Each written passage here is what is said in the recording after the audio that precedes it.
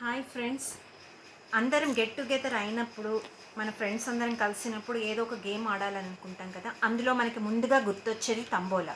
So tambola ఆడాలంటే మనకి చాలా టైప్స్లో ఆడుకుంటూ ఉంటారు, లేదా ఒకటే మోడల్లో ఆడుతూ వస్తూ ఉంటాము. సో ఇప్పుడు నేను తీసుకొచ్చే కాన్సెప్ట్ డిఫరెంట్ అనమాట. ఈ తంబోలా ఆడే దాంట్లో నాకు అసలు ఈ బోర్డుతో పనే లేదు. దాంట్లో మనకి ఇచ్చినటువంటి ఈ నెంబర్స్, అలాగే ఇలా ఈ కార్డ్స్ ఇస్తారు కదా, ఈ స్లిప్స్లో మనకి టోటల్గా 15 నెంబర్స్ ఉంటాయి. ప్రతి కార్డులో 15 నెంబర్స్ ఉంటాయి. సో ఎంతమంది అయినా ఉండనియండి మెంబర్స్. దీంట్లో మనం టైం లిమిట్ కూడా ఏం పెట్టుకొని అవసరం లేదు. సో ఈ కార్డ్స్ని ఒక్కొక్కరికి ఇలా డిస్ట్రిబ్యూట్ చేస్తూ ఉంటాము.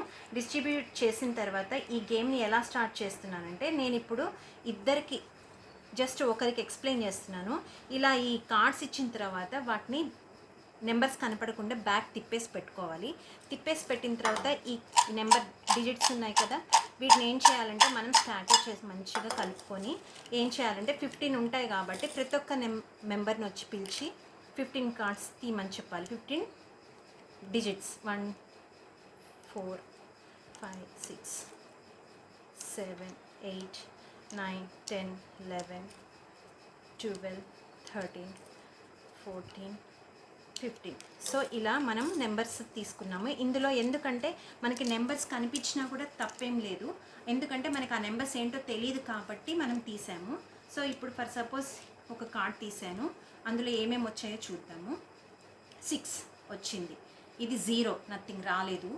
నెక్స్ట్ 51 రాలేదు, 62 రాలేదు, 21 రాలేదు,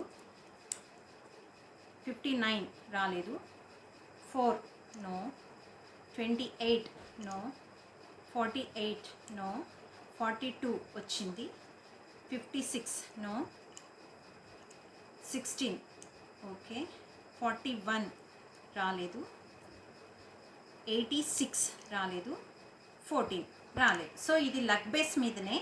సో ఇలా మనం డిఫరెంట్గా ట్రై చేద్దాము. సో వచ్చినాయి నాకు 3. అంటే ఫస్ట్ మెంబర్ ఎవరైతే వచ్చారో వాళ్ళ పేరు రాసేసి పక్కన మనం ఏం చెయ్యాలి అని అంటే 3 ఎన్నైతే నెంబర్స్ వచ్చాయో ఆ 3 నెంబర్స్ అని రాసేసి 6 16 42 ఇలా నెంబర్స్ ఎందుకు రాస్తున్నానంటే, ఫస్ట్ సపోజ్ సెకండ్ నెంబర్ ఉన్నారు, వాళ్ళకి కూడా 3 4 5 వచ్చాయి అనుకోండి, ఇలా తీయడం వల్ల అందులో నెంబర్స్ రాసుకుంటాము.